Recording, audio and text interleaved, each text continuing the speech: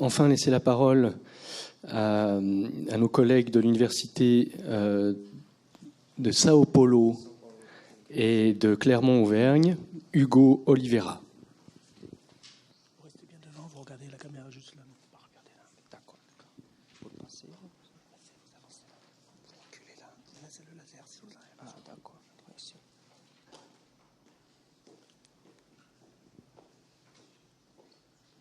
Ici. Juste là. Pas ici. D'accord. Bon. Bonjour à tous. Merci pour la présentation. En fait, c'est avec plaisir que je profite ces dernières minutes pour parler un petit peu de ce que je suis en train de travailler. En fait, c'est un travail ensemble entre deux universités, une ici en France et une autre au Brésil. Et il s'agit un petit peu sur un côté de modélisation, en fait. Il s'agit basiquement d'un cadre d'optimisation topologique, mais ici, l'élément principal, c'est justement la méthode numérique qu'on va utiliser pour simuler les modèles mécaniques. C'est ça, en fait. Donc, la méthode s'appelle les éléments des frontières, et on va essayer justement d'insérer dans ces cadres les effets fiabilistes. Bon, pour contextualiser un peu, je vous rappelle quelles sont basiquement les tâches que les ingénieurs s'occupent souvent quand on va construire, par exemple, quelle que soit la structure. Normalement, on passe par une étape d'élaboration on cherche toutes les études, tout ce qui peut nous aider à élaborer l'idée complète, en fait. Après, on passe à une étape de planification qui, basiquement, c'est les coûts qu'on étudie là. Après, on a précisément l'exécution de la structure, c'est là qu'on met en place, évidemment, les structures. Et après, on a, dans le cadre d'entreprise, basiquement, une étape de clôture. Ici, on va s'adresser principalement à l'étape d'élaboration. Donc, mon travail, il s'encadre là-bas. Et il faut mettre en valeur que si on change, quelle que soit l'étape ici, ça va avoir conséquences dans tous les cas là-bas. Donc, c'est une étape très importante. Bon, sur l'étape d'élaboration, évidemment, l'ordinateur joue un rôle très important et spécialement, il nous permet de faire une chose très intéressante. Par exemple, ici, je vous montre un cas. Vous pouvez penser ça comme un bâtiment, un mur d'un bâtiment, par exemple. Ici, c'est l'effet de chargement. Et la question qu'on peut se poser ici, quelle est la géométrie, en fait, de cette structure optimale dans le sens d'avoir la structure la plus rigide possible. Bon, ici, vous voyez, on peut sortir de cette structure-là et arriver à deux réponses possibles. Ici, vous voyez un cas qui c'est sans contrainte, et ici, avec une contrainte par exemple, un périmètre, quelle que soit la contrainte en termes de géométrie, basiquement. Bon, ça, c'est un résultat déterministe. On a déjà, cette technologie est déjà appliquée sur les cas industriels, mais ici, vous voyez un cas qui c'est la Banque de Chine. Ça, vous pouvez voir que ça semble un petit peu la topologie de la structure. Mais ici, qu'est-ce qui se passe, par exemple, si on a un changement dans le chargement, par exemple, ou bien sur les matériaux. Parfois, les matériaux n'est pas forcément déterministe. Ou parfois, la géométrie. Donc, la question est que si on a, quelles que soient les incertitudes ici, est-ce que ce résultat déterministe, il est maintenu? Bon, ici, vous voyez que la réponse est non. Normalement, le résultat déterministe, il est différent de les résultats probabilistes. Bon, donc, quel est mon travail? Je voudrais justement focaliser un petit plus sur la géométrie. Et pourquoi? C'est bien parce que on a déjà quelques travaux dans la littérature qui considèrent bien sûr les changements et les matériaux. Donc, je vais focaliser un petit plus sur la géométrie. Bon, donc, notre objectif, c'est basiquement de maîtriser les variations de performance. Dans un premier aspect, la question qu'on peut se poser pour cet exposé, est-ce qu'on peut gérer les incertitudes géométriques, mais spécifiquement avec l'aide de la méthode des éléments de frontière? C'est ça notre question ici. Bon, voilà. Donc, tout d'abord, je vous propose basiquement le plan d'exposé. Je vais vous donner une parole sur la méthode des éléments de frontière. Après, la méthode des courbes de niveau qu'on utilise aussi. Je vais vous donner un cas d'application très particulier et très simple, juste pour comprendre l'idée. Après, on passe à considérer les incertitudes. Ensuite, je vous donne un autre exemple très singulier, très particulier, juste pour illustrer l'idée. Et après, on va faire une conclusion, une perspective de mon travail. Sur la méthode des éléments de frontière, pour ceux qui ne sont pas familiers,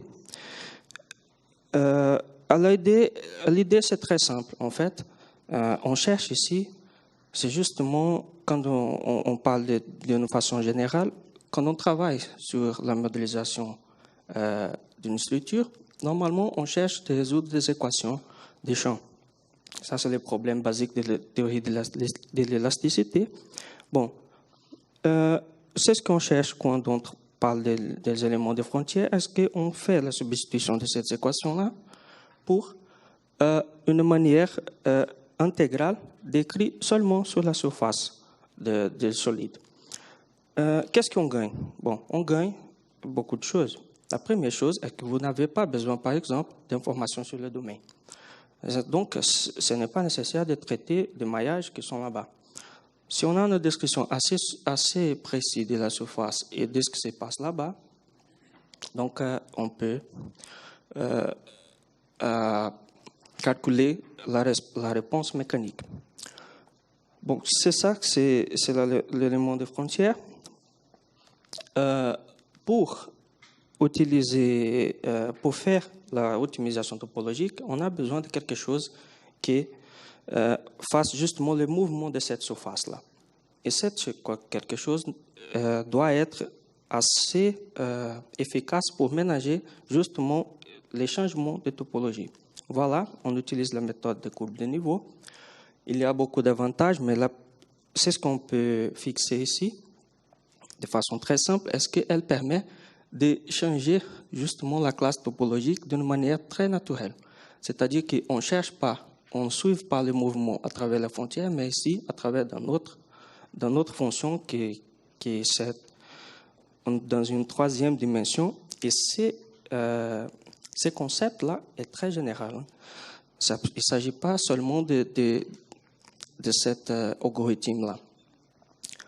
Bon, c'est une formulation eulérienne, comme vous pouvez voir. Et ici, comme l'évolution de cette équation est justement la solution de cette équation-là, qui c'est l'équation de Hamilton-Jacob. Et vous voyez ici qu'il y a une vitesse, et cette vitesse-là, c'est la clé du problème. Donc voilà, ici, on travaille avec la mécanique, donc ici, c'est une vitesse guidée par la mécanique. Si vous avez un autre problème, vous changez la vitesse et vous changez justement le problème que vous traitez. C'est très intéressant. Bon, ici, je vous propose un résultat déterministe. Ici, vous voyez une structure très simple. Ici, c'est un maillage de frontières que vous voyez. Et nous cherchons d'optimiser cette structure en termes de compliance. Quelle est la structure qui nous donne la compliance minimale? Donc, nous proposons cet algorithme-là pour faire l'assemblage entre les deux méthodes, ces deux méthodes là-bas. Et ici, je vous montre qu'est-ce qui se passe quand vous procédez à l'optimisation. En fait, vous voyez que la topologie, pour nous ici, c'est le trou. Donc, le trou, il apparaît, il disparaît, il se mélange, et après, ça, c'est la convergence. Ça, c'est le résultat déterministe. La question est, qu'est-ce qui se passe quand on a l'incertitude de géométrie? Bon, voilà, la problématique un petit peu, c'est que parfois, il y a plusieurs réponses avec le même volume pour la même structure. Donc, quelle est la meilleure? On peut dire, par exemple, c'est celle qui possède la meilleure compliance, par exemple. Ou peut-être, quand on regarde la dispersion de la réponse, on trouve que ce n'est pas forcément Ce n'est pas forcément la meilleure. Hein. On peut considérer, par exemple, que les structures parfois, il y a une compréhension un peu plus grande, mais c'est assez robuste. On peut traiter les problèmes avec plusieurs de formulations. Ici, c'est la formulation basée sur la fiabilité, mais on va s'adresser principalement sur la robustesse du modèle. Pour ces cas-là, on a proposé un algorithme qui c'est très particulier pour l'étudier de ces cas. Il faut dire que c'est une étude encore en début dans ce domaine. Mais basiquement, on procède à une optimisation déterministe. Après, on fait un métamodèle sur la réponse. Et ensuite, les résultats, on procède à la simulation de Monte Carlo pour trouver la dispersion de réponse. Basiquement, ici, on a un exemple illustratif. Vous voyez que pour cette structure, on a deux topologies possibles. Et ici, vous voyez qu'il y a justement, on dépend du changement de la géométrie, on peut avoir une variation de la réponse mécanique. Et c'est ça, en fait, notre but dans cette étude-là. Spécialement quand on regarde la dispersion, on trouve exactement que maintenant, on a beaucoup plus d'informations pour juger quelle est la meilleure option dans ces cas-là. Donc, quelques conclusions, c'est en fait, on peut utiliser la méthode des éléments de frontière pour gérer ces incertitudes en termes de géométrie. La réponse est oui, mais on a proposé cet algorithme spécial pour ce cas. Maintenant, il y a quelques résultats que je n'ai pas le temps de vous montrer ici. C'est très intéressant, mais il reste quand même quelque chose à faire, spécialement dans le cas de formulation, de modélisation mathématique. En fait, les relations sont un peu complexes et ça pose un peu de problème.